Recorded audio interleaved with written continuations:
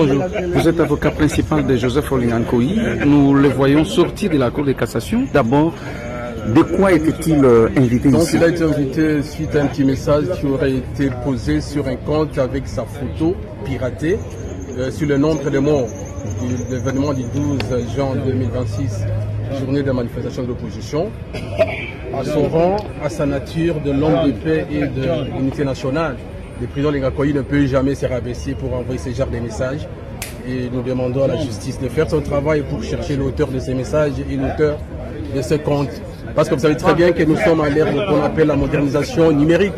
On peut plagier, on peut créer un compte, on peut dupliquer des comptes, on peut tout faire. C'est au gouvernement de mettre des moyens nécessaires pour lutter contre la piraterie informatique, comme dans d'autres pays, parce qu'il y a risque de convoquer des innocentes personnes comme ça pour des faits dont ces personnes ne sont pas auteurs ni co-auteurs. Et donc vous pensez que le tweet qui a été fait en date du 12 juin n'appartenait pas à M. Olingankoy? Ce n'est pas je pense, mais je le certifie que ce n'est pas lui le président qui serait l'auteur de ces messages sur les réseaux sociaux. Il ne peut pas se rabaisser à ce niveau au moment où le Congo traverse un moment exceptionnel qui nécessite la cohésion nationale et l'unité du pays.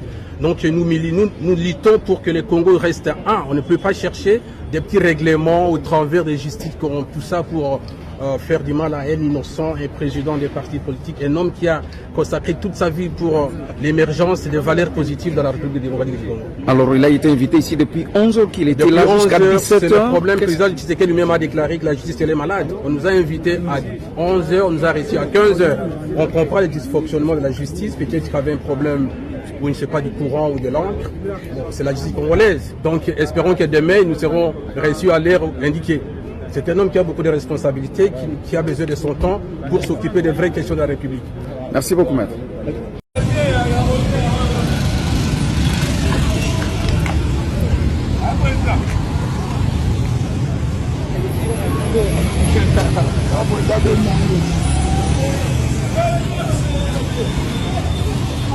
Merci, vous avez devant vous un vrai patriote, un Congolais de souche, un nationaliste qui aime son pays. Il a été invité par l'autorité judiciaire parce que dans un état de droit, dont la justice est au-dessus de tout le monde. Donc c'était une invitation judiciaire pour donner la lumière, les explications sur certains éléments dont lui-même était ignorant. On a demandé au président de savoir si les éléments, un petit message qui aurait été affiché sur un compte des réseaux sociaux serait attribué à son compte. Il a dit non, attaque président d'une grande institution, c'est ça, et attaque autorité d'une grande formation politique, il ne peut pas se mettre dans ce genre d'activité pour rédiger des petits messages et tout cela. Donc l'autorité judiciaire n'a pas prouvé et n'a pas encore prouvé jusque-là que c'est les comptes ou les réseaux sociaux sur lesquels avaient été envoyés ces petits messages au 12 juin 2026 serait attribué à un compte qui serait à lui. Donc jusque-là, il n'y a rien qui est sur le chef du président. L'autorité judiciaire était d'ailleurs, il a été convoqué à 11h, on nous a reçus à 12h, non, à 15h au moins, 30, vu que peut-être l'AG qui devrait normalement l'attendre a donné le dossier auprès de l'inspecteur et qu'entre l'inspecteur et l'AG, il n'y a pas encore eu de communication, à titre d'information. C'est pourquoi on demande à notre client de revenir demain à 11h pour avoir la lumière là-dessus. Mais le président Olingankoy, sachant l'homme qui a combattu pour le pays, pour la RDC, qui a milité aux côtés des grandes formations d'opposition, en fait que le Congo soit debout, ne peut jamais rentrer dans ces petits jeux politiciens et en envoyant des petits messages rabaissants et comme ça contre la nation. Bandeko, Olingankoy a répondu qu'il bongo présent na invitation, il y a procureur près de la cour de cassation ou à Pesaki. Alors, ce qui est étonnant, akei kuna lobi ke ye a Twitter ke lo mota wanga ni même compte na ye. Natene na olobe. En tout cas, avocat na indazo expliquer. On a demandé au président de savoir si les éléments, un petit message qui aurait été affiché sur un compte des réseaux sociaux serait attribué à son compte. Il a dit non, attaque président d'une grande institution, c'est ça, et attaque autorité d'une grande formation politique, il ne peut pas se mettre dans ce genre d'activité pour rédiger des petits messages et tout cela. Awangani que compte waneze ayete. S'il vous plaît, binope ba botala. Réseaux sociaux, boyeba que code numérique et zalaka. Et aujourd'hui, on va traquer les gens. Monsieur Lengankoy, dans les grandes démocraties de ce monde, un homme politique, c'est d'abord et avant tout déjà un homme d'État. Vous dites aujourd'hui que vous êtes devenu homme d'État parce que vous êtes en fonction. Non. Je ne sais pas, s'il vous plaît, monsieur Lengankoy, je ne sais pas m'expliquer que le Lengankoy d'hier, qui traitait Joseph Kabila de microbe, qui a tenu un discours très très dur vis-à-vis du pouvoir, se réserve aujourd'hui sous prétexte qu'il est devenu homme d'État, alors qu'hier, en tant qu'homme politique, il était déjà censé être homme d'État. Non.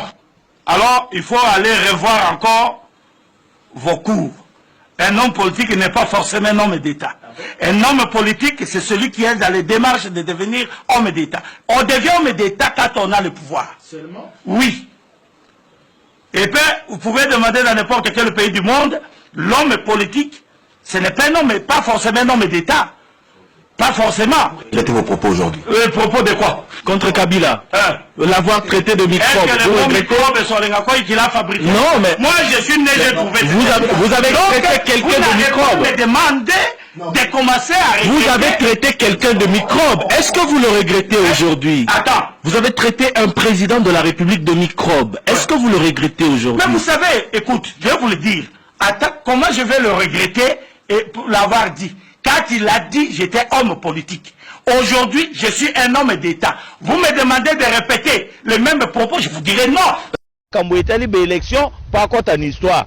Mais modèle azo aucun des désordres na azo marché nango, je crois qu'à tout à moutou n'anjete. Parce que d'abord, alobaka mingi pour rien. Moi le mobile wana oko sur la naye na tongo alobi non na sina jubi loko nyoso en tout cas élection est comme incontournable. Wana na tongo.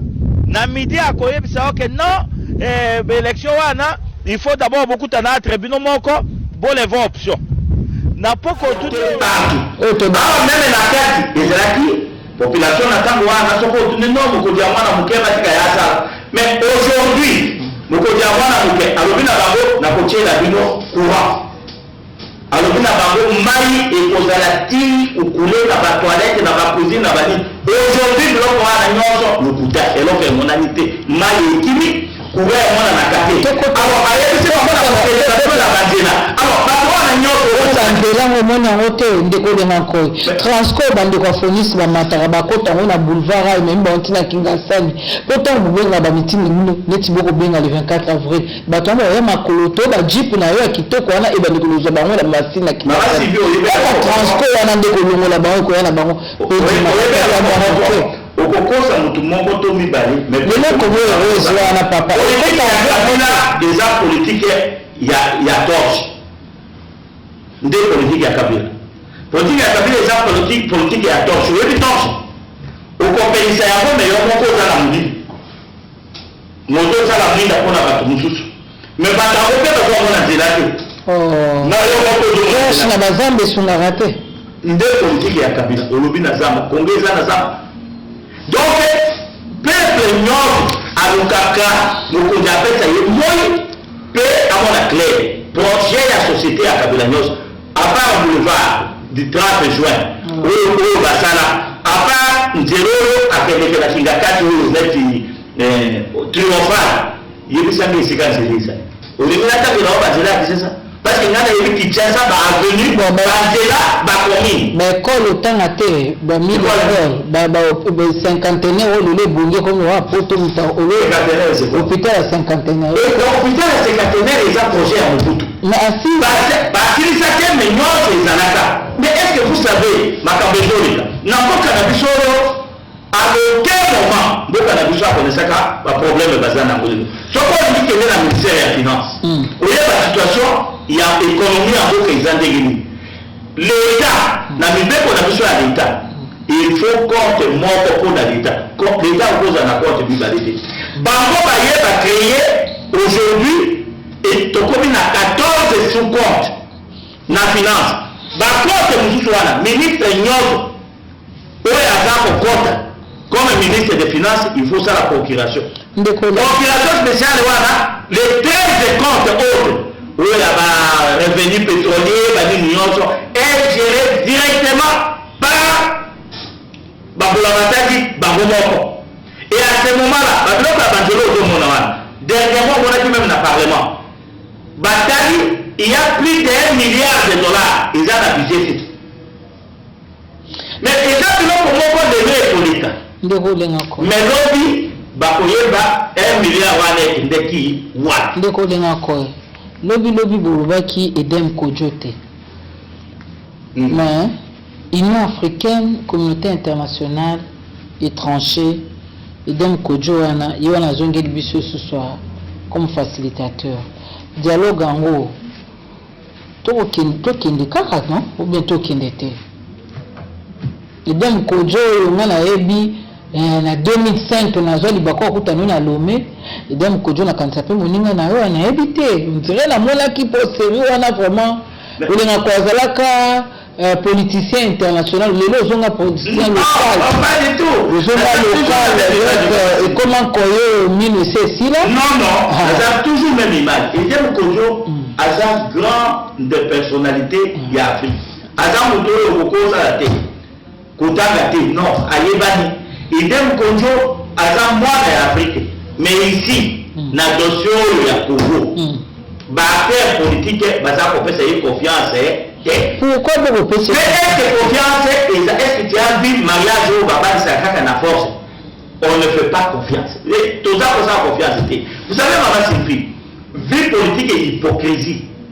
Et le maca peuple n'a ni boulot.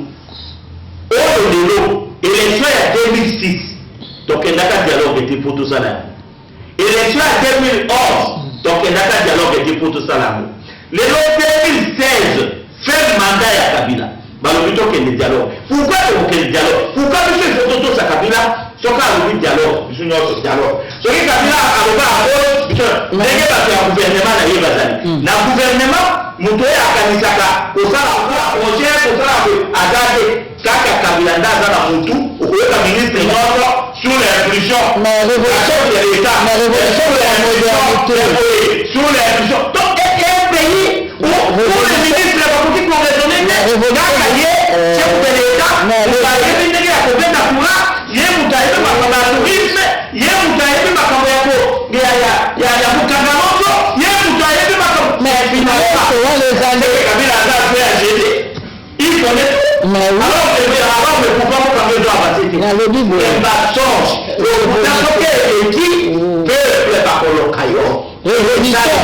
La révolution modernité et ça projet même. Na kanisa yango nde muteko kamba mboka révolution modernité. Modernité ça. Na bandako ya leta. Na mboka ni. Ba bide bandako ya leta no. Na koteka. Na mboka ni. Ba kongo no c'est ça kutia. To yebi to sala ba dossier wana. Nous attendons les moments. Na mboka na yo na Sankuru. Et les gars, changement on a un ministre Mende ayebisa yo même na village na ye. Surtout modernité, ou bien 5 chantiers, mais ce les cas n'a même pas fait ça encore, tout la belle. Mais la tournée, ce que les KT, ou les KT. Pour la ligne sans autant on est sur la zone, ça peut être président Kabila 100%, bah voilà ceux qui révolution modernité. Écoute, baba, yo ni kima kwa élection mingi, peuple congolais va souffrir to ligito bimanani puluwa.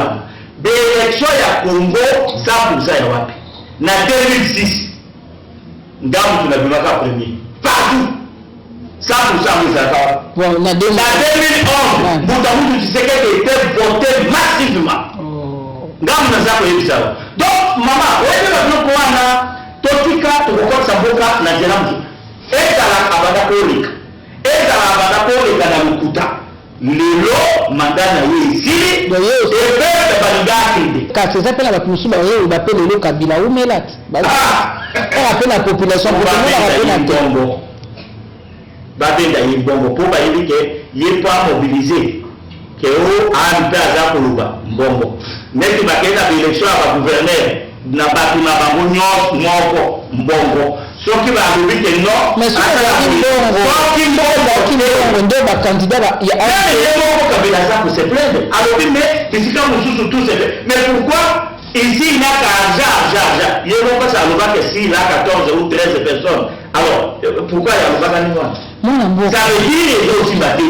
Bukangalo de peuple battu qui est ali ya boye moko. Atonde ya boye moko. La relia masango de to ça ka Bukangalo c'est ça il y a l'état ou bien il y a oyebi que c'est à l'état.